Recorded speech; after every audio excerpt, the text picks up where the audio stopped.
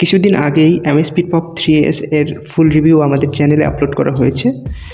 তো আজকে আমরা অ্যামস্পিড পপ 3s এর স্টেপ কাউন্টিং টেস্ট করব, অর্থাৎ আমরা কতটুকু হেঁটেছি বা কতটুকু হাঁটি তা এই স্মার্ট ওয়াচটি প্রপারলি কাউন্ট করতে পারি কিনা সেটারই আজকে আমরা টেস্ট করে দেখব।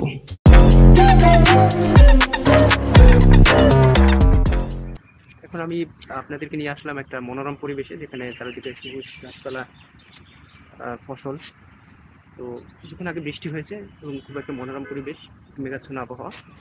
তো আজকে আমি এই স্মার্ট ওয়াচটির স্টেপ কাউন্টিং আপনাদেরকে টেস্ট করে দেখাবো, যে স্মার্ট ওয়াচটি আসলে স্টেপ কাউন্টিং ঠিকভাবে করতে পারে কিনা। আমাদের দেখে নেই এখানে স্টেপ কাউন্টিং কত আছে।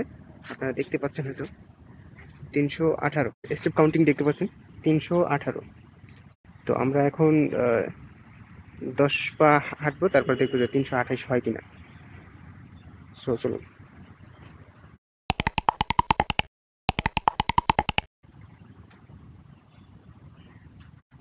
এটা 318 রয়েছে, কারণ এটা আমি হাতে দিইনি এই জন্য।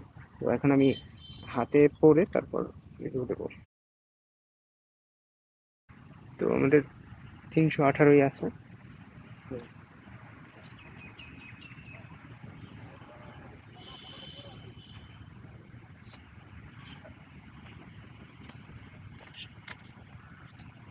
দেখেন আমি 12 কদম হাঁটছি, তো সেক্ষেত্রে কত আসতেছে 330, অর্থাৎ 318 আর 12 330।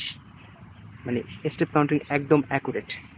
এটা স্টেপ কাউন্টিংয়ের সাথে সাথে এটার আরেকটা ফিচার হলো কত কিলো ক্যালোরি বার্ন করেছেন সেটাও দেখাচ্ছে, এবং কত কিলোমিটার হেঁটেছেন সেটাও আপনাকে শো করবে। This is amazing feature and accurate step counting. তো আমরা যতদূর বুঝলাম, এই স্মার্ট ওয়াচটি তখনই স্টেপ কাউন্টিং করে যখন আপনি এই স্মার্ট ওয়াচটি হাতে পরে থাকবেন। হাতে পরে না থাকলে স্মার্ট ওয়াচটি স্টেপ কাউন্টিং করবে না।